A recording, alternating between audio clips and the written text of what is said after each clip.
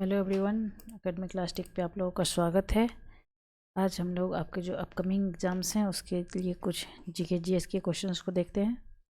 तो question number 1 क्या बोल रहा है? क्वेश्चन नंबर 1, भारत के उपराष्ट्रपति का निर्वाचन एक निर्वाचक गण द्वारा किया जाता है जिसके सदस्य होते हैं। तो उपराष्ट्रपति का जो निर्वाचन एक निर्वाचक गण द्वारा होता है, तो इसके सदस्य पूछा जा रहा है कौन होते हैं। तो इसके सदस्य जो होते हैं संसद के दोनों सदनों के सभी सदस्य जो सदस्य होते हैं।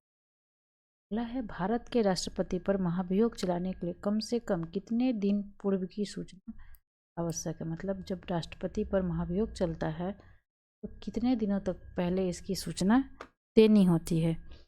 तो इसकी सूचना जो है 14 दिन पहले देनी होती है राष्ट्रपति को। और ये जो है अनुच्छेद 61 के तहत होता है। अनुच्छेद 61 के तहत इस पे राष्ट्रपति पे महाभियोग चलाया जाता है। यह प्रक्रिया जो है संयुक्त राज्य अमेरिका के जो संविधान से ली गई है महाभियोग की प्रक्रिया। और महाभियोग जो है तब लाया जाता है जब संविधान का उल्लंघन, दुर्व्यवहार या अक्षमता साबित हो गई हो। अगला क्वेश्चन है, गिरफ्तार किए गए व्यक्ति के मौलिक अधिकारों की रक्षा किस अनुच्छेद में वर्णित है। गिरफ्तार किए गए व्यक्ति के मौलिक अधिकारों की रक्षा जो है किस अनुच्छेद में वर्णित है? वो वर्णित है अनुच्छेद 22 में। अनुच्छेद 22 आर्टिकल 22। संविधान के अनुच्छेद 22 में जो है कुछ दशाओं में गिरफ्तारी और विरोध से संरक्षण प्रदान किया गया है। अगला क्वेश्चन है, प्रखंड तो हम लोग ब्लॉक बोलते हैं। ब्लॉक स्तर पर पंचायत समिति है एक, मतलब ब्लॉक स्तर पर पंचायत समिति क्या है? तो ये जो है एक प्रशासनिक प्राधिकरण है। ठीक है। पंचायतों के गठन का प्रावधान जो है अनुच्छेद 243 ख में है और ग्राम सभा का वर्णन 243 क में है। ओके। अगला क्वेश्चन है, वित्तीय आपात पहली बार कितने दिनों के भीतर संसद के दोनों सदनों के सम्मुख रखा जाना चाहिए? 1 माह, 2 माह, 6 माह, 6 सप्ताह। ठीक है।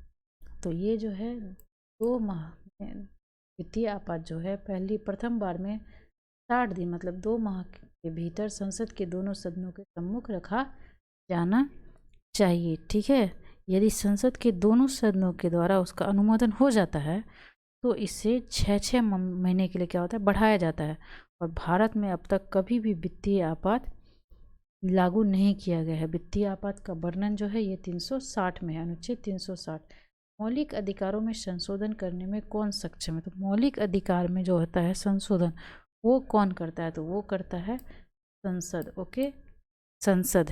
ठीक है। मौलिक अधिकार कानून को बनने और उसमें संशोधन करने का अधिकार केवल और केवल जो है संसद को है। और मौलिक अधिकार संयुक्त राज्य अमेरिका के संविधान से लिया गया है। इसका प्रावधान जो है भाग 3 अनुच्छेद 12 से 35 में किया गया है मौलिक अधिकारों का वर्णन। अगला क्वेश्चन है, उत्तर पूर्वी राज्यों के दक्षिणी सिरे में अंतिम स्थान पर स्थित ब्लू माउंटेन का क्षेत्र है। ठीक है। तो ये क्षेत्र है मिजोरम का। ओके। उत्तर पूर्वी राज्यों के दक्षिणी सिरे में अंतिम स्थान पर स्थित ब्लू माउंटेन का क्षेत्र मिजोरम है। ठीक है। भारत के उत्तर पूर्वी राज्यों के दक्षिणी सिरे से अंतिम स्थान पर स्थित ब्लू माउंटेन का क्षेत्र जो है मिजोरम में आता है। अब डंकन किसके मध्य स्थित है? Duncan pass. ठीक है। ये किसके बीच स्थित है? तो डंकन पास जो है ये दक्षिणी अंडमान और छोटी अंडमान के बीच स्थित है। ठीक है। 10 डिग्री चैनल जो है छोटी अंडमान और कार निकोबार द्वीप के बीच स्थित है। हिमालय पर्वत श्रेणी की सर्वाधिक ऊंचाई पर स्थित दर्रा कौन सा है? ठीक है।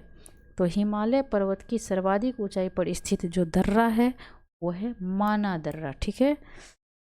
ठीक है। माना दर्रा, इसकी ऊंचाई है 5632 मीटर।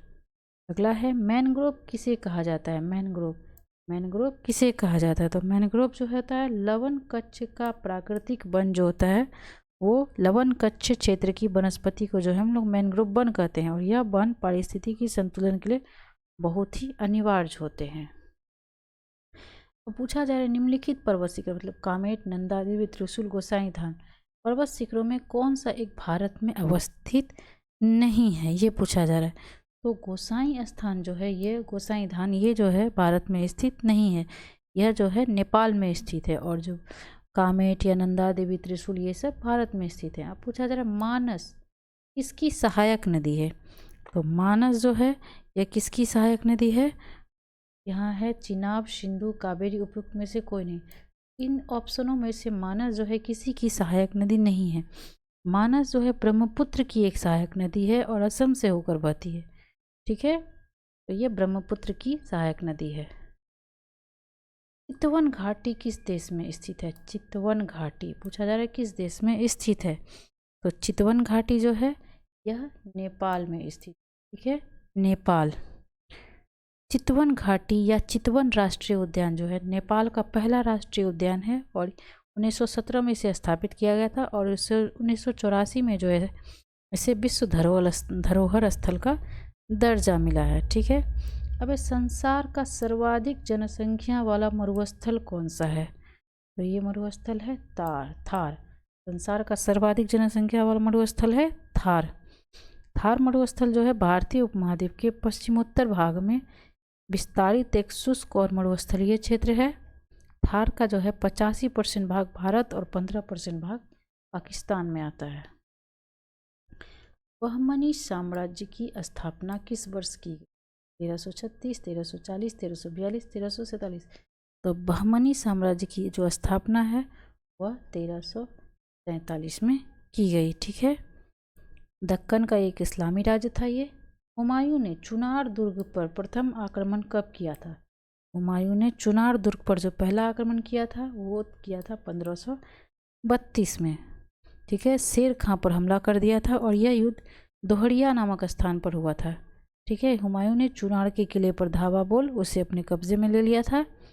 ठीक है, तो चुनार दुर्ग पर प्रथम आक्रमण हुमायूं ने 1532 में किया था।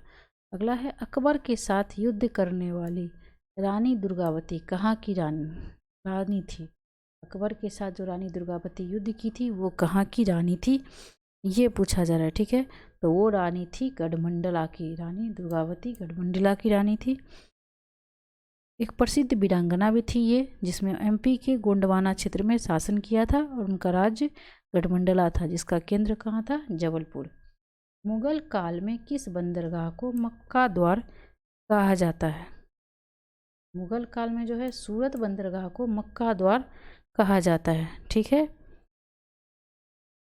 अगला क्वेश्चन है किस फ्रांसीसी को भारत में फ्रांसीसी कंपनी का संस्थापक माना जाता है, तो कोलवर्ट जो है, कोलवर्ट को भारत में फ्रांसीसी कंपनी का संस्थापक माना जाता है। कोलवर्ट के ही जो आदेश पर 1664 में कंपेनियन डिस इंडिया ओरिएंटल्स की स्थापना हुई थी, इसलिए कोलवर्ट को फ्रांसीसी कंपनी का संस्थापक माना जाता है।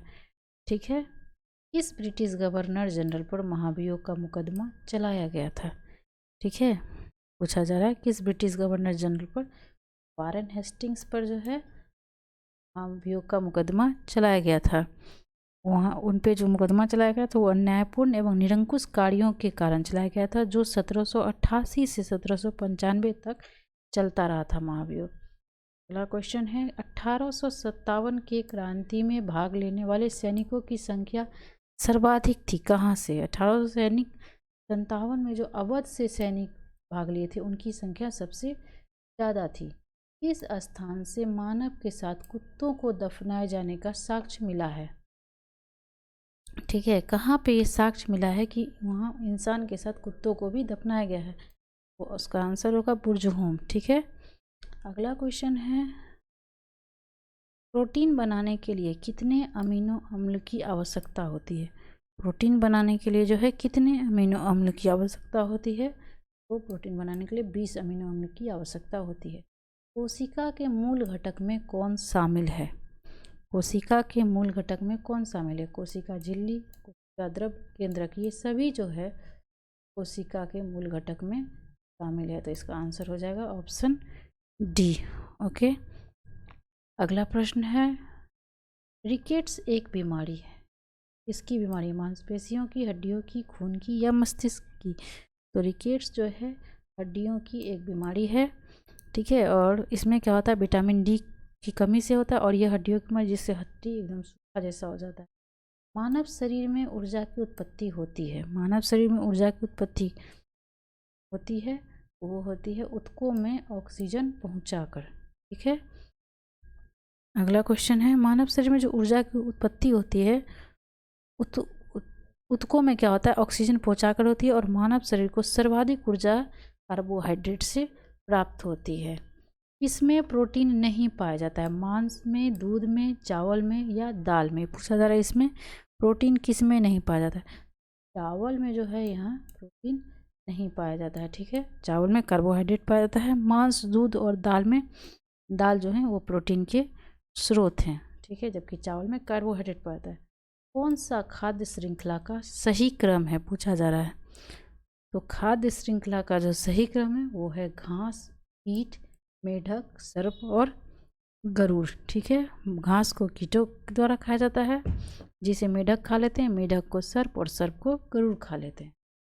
अगला प्रश्न है, सोडा वाटर बनाने के लिए कौन सी गैस प्रयोग की जाती है। सोडा वाटर बनाने के लिए जो गैस प्रयोग की जाती है वो है कार्बन डाइऑक्साइड, CO2। ठीक है, सोडा वाटर में कार्बन डाइऑक्साइड का प्रयोग किया जाता है, और सोडा वाटर बनाने की विधि सबसे पहले जो थे जोसेफ प्रिस्टले ने खोजी थी।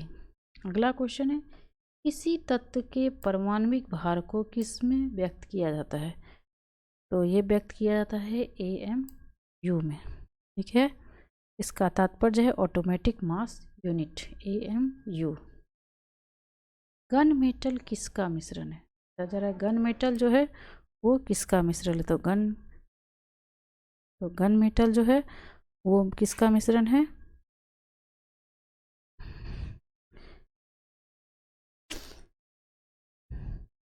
घन मेटल जो मिश्रण है तांबा, जस्ता और टीन का मिश्रण है। ठीक है, CuSn और Zn, जबकि Cu होता है कॉपर, ताम 88%, और जस्ता होता है 10 में, ये जस्ता होता है 1% और टीन होता है 10%।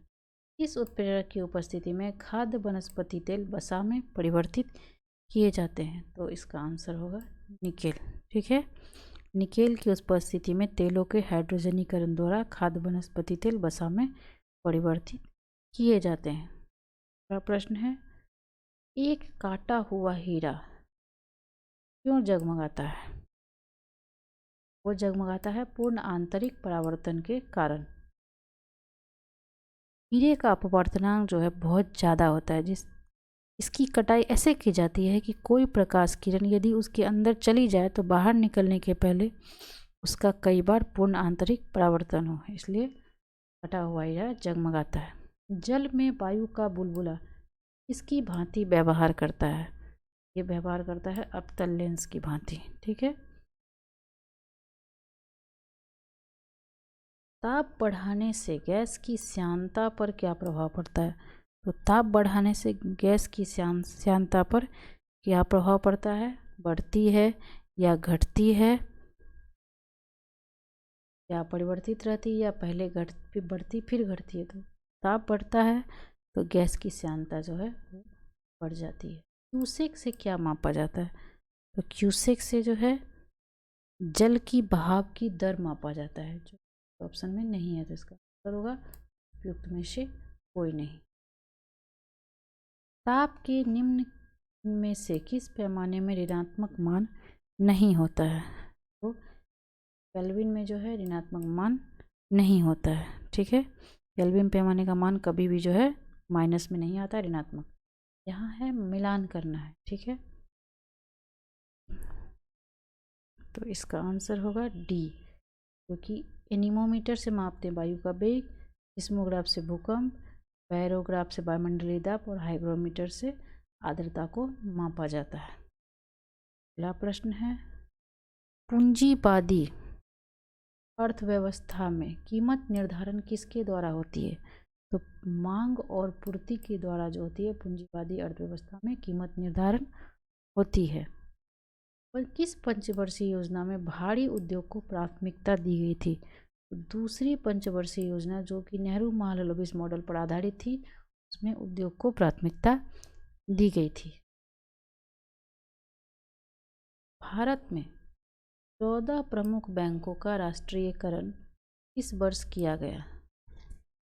तो ये राष्ट्रीयकरण किया गया था 1969 में। ठीक है, उस समय इंदिरा गांधी का कार्यकाल था और दूसरी बार 1980 में शेष 6 बैंकों का राष्ट्रीयकरण किया गया था।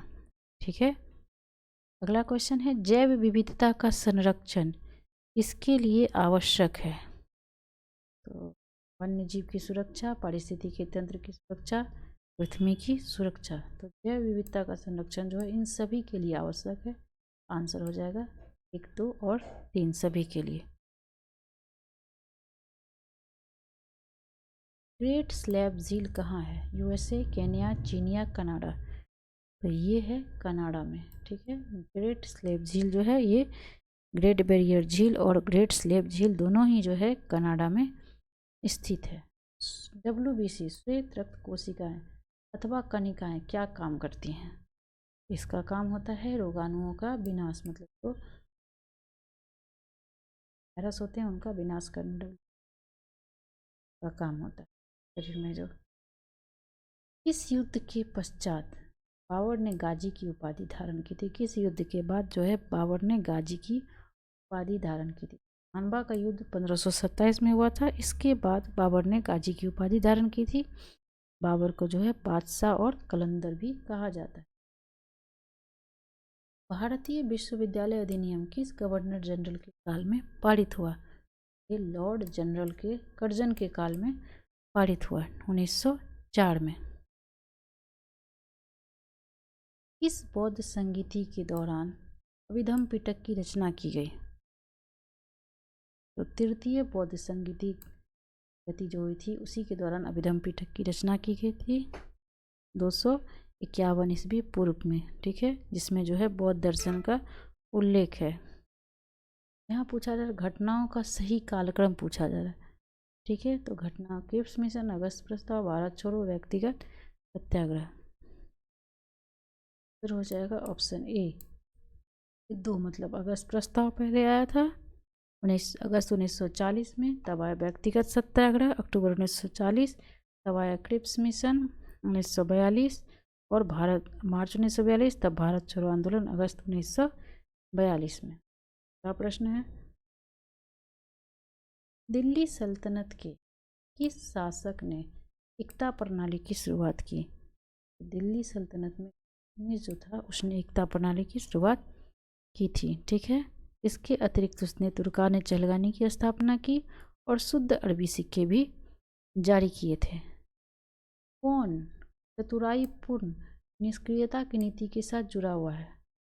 Warren Hastings, William Bentinck, Lord Dalhousie, John Lawrence. John Lawrence जो थे चतुराईपूर्ण निष्क्रियता की नीति के साथ जुड़े हुए थे। जॉन लॉरेंस को उच्चतम निष्क्रियता या चतुराईपूर्ण निष्क्रियता की नीति का जन्मदाता माना जाता है और इनका कार्यकाल था 1864 से 1869। आज के लिए बस इतना ही। वीडियो अच्छा लगे तो लाइक एंड शेयर जरूर करें। Thank you.